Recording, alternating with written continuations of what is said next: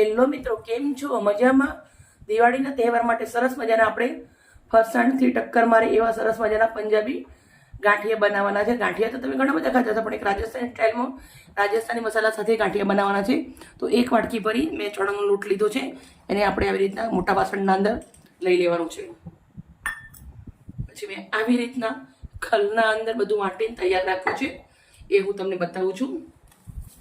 1 ચમચી સૂકા ધાણા વાટીને રાખ્યો છે. પછી જીરું 1 ચમચી લીધું છે.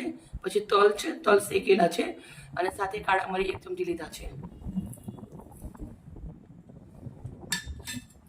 અડધી ચમચી એટલું અજમું લેવાનું છે, હાથથી મચડીને નાખવાનું અજમાને. પછી 1 ગાંઠ લસણ મેં વાટી અને લીધું છે. લીલા ધાણા લીધા છે થોડા. કસૂરી મેથી લેવાની છે, ઘરની જ છે સુકાયેલી. હવે આપણે લાલ મરચું નાખું છું અડધી ચમચી. 1 ચપટી જેટલી હળદર નાખું છું. અડધી ચમચી મીઠું નાખું છું. થોડીક એવી હિંગ નાખું છું. અને હું 2 ચમચી એટલું દેશી ગાયનું ઘી નાખું છું.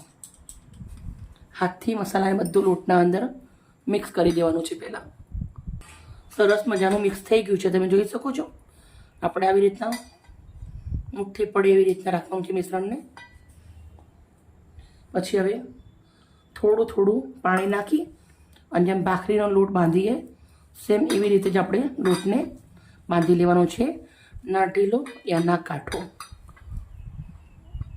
આપણે થોડુંક જ પાણીનો ઉપયોગ પડે છે અને મસ્ત મજાનો લોટ રેડી થઈ ગયો છે.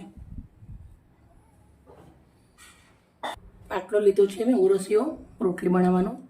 પછી આવી રીતના લોટ લેવાનો છે. પછી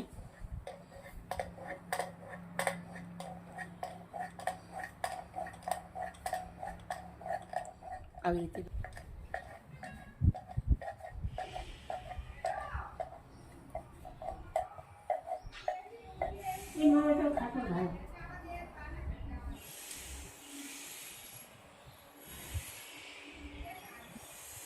આપણે આવી રીતે રેડી કરવાના છે. બધા જ મેં આવી રીતે બનાવી દઈશ.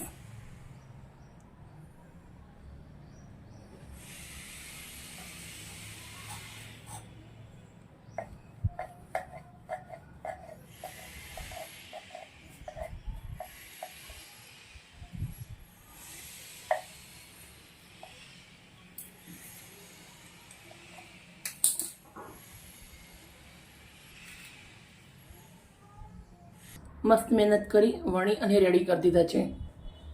કઢાઈના અંદર તેલ ગરમ મૂકી દીધું છે.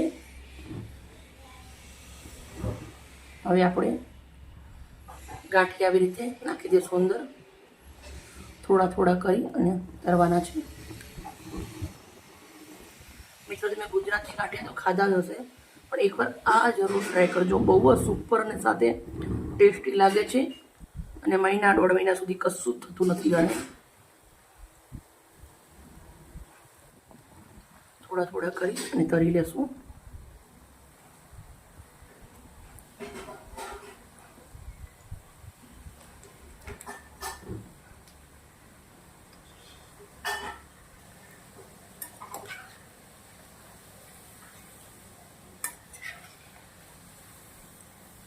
આપણે ખારો કે કંઈ પણ જાતનો સોડા નથી નાખ્યા, ઘીનું ફૂલ મોણ નાખ્યું છે. બહુ સરસ બનશે, એકદમ નવા ટેસ્ટ સાથે છે. તમે ચટણી જોડે ખાઓ યા ચા જોડે ખાઓ, બહુ સરસ લાગશે. આ તહેવારોના અંદર મહેમાનને તમે આપશો એ બી તમારા વખાણ કરતે નહીં થાકે. બહુ જ મસ્ત મજાના ક્રિસ્પી બનાવવાના છે આને. બહુ જ મસ્ત મજાની આના અંદરથી સુગંધ આવે છે, બહુ સરસ. હવે આપણે કલર ચેન્જ થઈ ગયું, સરસ મજાના ગાંઠિયા રેડી થઈ ગયા છે. આવી રીતના એક કાણાવાળો ચાયણો લેવાનો છે. ચાયણાના અંદર આપણે નાખી દેવાના છે. સેમ પ્રોસેસથી બધા જ ગાંઠિયા ઉતરી અને રેડી કરી દઈશ. ગાંઠિયા હોય તો ગુજરાતી મરચાં વગર ના ચાલે. મરચાંને મેં 1 ચીરો મારી લીધો છે.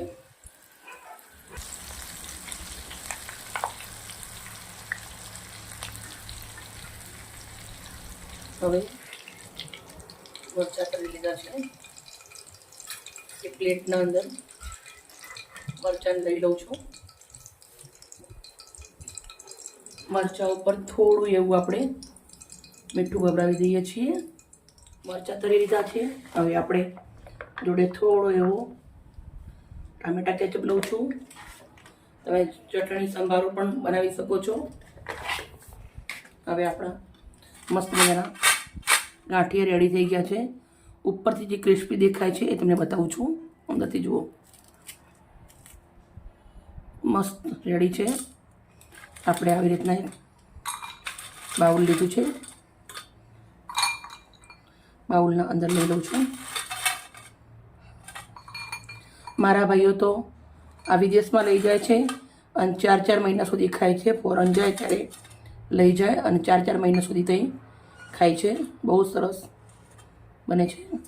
દિવાળી માટે આપણે જોરદાર નાસ્તો બનાવી અને રેડી કરી દીધો છે. મિત્રો, મારી વિડીયો, મારી મહેનત સારી લાગે તો પ્લીઝ મને લાઈક કરજો, તમારી ફેમિલીના અંદર શેર કરજો. કાલે આવી નવી રેસીપી સાથે